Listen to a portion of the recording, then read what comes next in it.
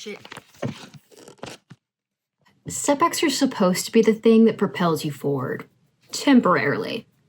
So you keep pushing and you find yourself totally burned out.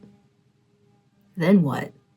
In week 8 of Julia Cameron's The Artist Way, this is the week you're supposed to be recovering a sense of strength. The strength to keep going, to make the time, and to stop settling. Which is perfect for me because right now, I can't seem to find the gumption to go on. This is exactly why I, Makensi Grant, your future favorite author, started this whole process. I've been sitting on a book for a long time. And after 30, I stopped having reasons to not go for it.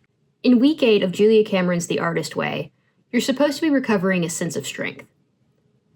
That strength to keep pushing, to carry on, and maybe to find the time to actually do the things you said you were going to do. Which is perfect for me. I'm Makensi Grant, your future favorite author. I started The Artist Way for this exact reason. I've been sitting on a book forever. And after I turned 30, I ran out of excuses to not do it. Breaking free of euphormity is a lot stricter than it looks. Being a creative, it's an active choice. You have to choose to pick up the pen instead of passively scroll on your phone. You have to choose to send off your manuscript instead of watching the latest thing on Netflix. You have to choose to not let the critiques from a competition or from a fellow writer stop you from finishing the book. In choosing to be creative, you have to choose to let go. Opinions, hurts, it doesn't matter. You have to let go. Not to give out, but to use it. Pain is beautiful and it can make great art. Only if you let it. Recovering this strength to create has a lot to do in the moments that happen after the breakdown. In the quiet ones, when you're telling yourself, there's many paths to being published. And you don't have to be a teen phenom to be able to get your book out there. That it's not too late. That you didn't sit on your idea for too long. When you tell yourself that hard things are possible, even if they take time. Cameron pushes this point home in this excerpt.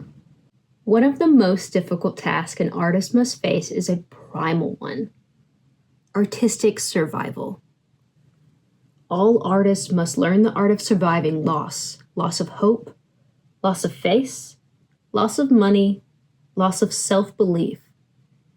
In addition to our many gains, we inevitably suffer those losses in an artistic career. They are the hazards of the road, and in many ways, its signposts. Artistic losses can be turned into artistic gains and strengths, but in the isolation of the beleaguered artist mind. As mental health experts are quick to point out, in order to move through loss and beyond it, we must acknowledge it. Or mourn. Because artistic losses are seldom openly acknowledged or mourned, they become artistic scar tissue that blocks the artist's growth. Deemed too painful, too silly, too humiliating to share. So to heal, they become instead secret losses.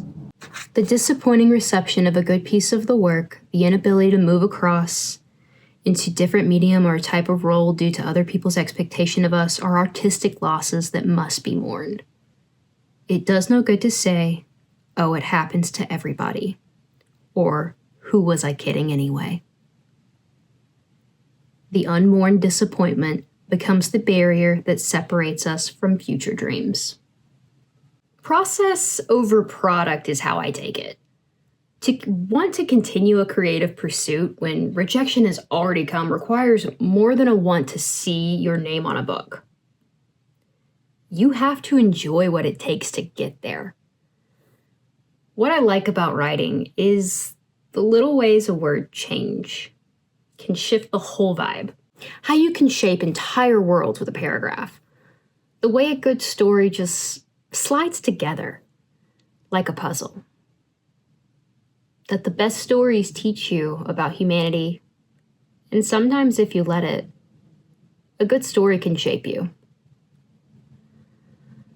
By focusing on what I love about writing, I can keep the drive to continue, even when my mind wants to focus on what's next.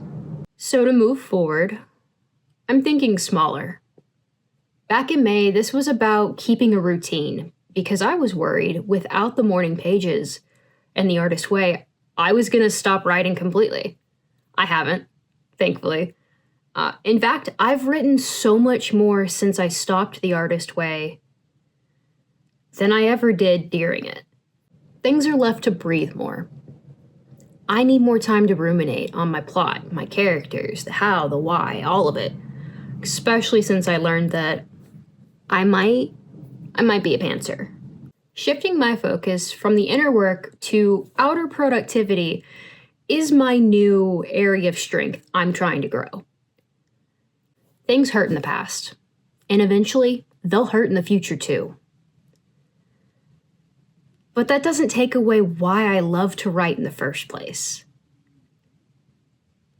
And I think that is the simple strength that it's going to take for me to keep going. I'm Makensi Grant. Follow along as I write my first novel, a Southern Gothic story of a Baptist revival gone wrong.